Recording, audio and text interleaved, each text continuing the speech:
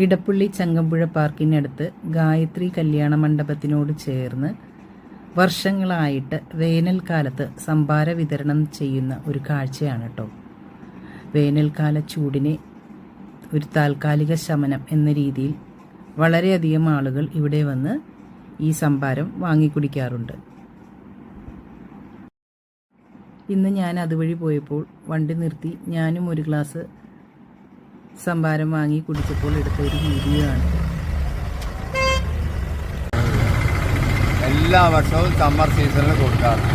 ഇത്തവണ ഫെബ്രുവരി 13 തുടങ്ങിയത്. അന്ന് കുംഭം 1 അപ്പം അന്നോട്ട് തുടങ്ങിയതാണ്.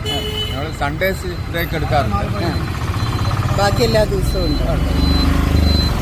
വേനൽക്കാലത്ത് ആളുകൾക്ക് ബ്രാഹ്മണ സമൂഹത്തിന്റെ പേരിൽ ഒരു സർവീസ് ആയിട്ടാണ്. അതെ നല്ലൊരു സംരംഭമാണ് അത്. ഓക്കെ.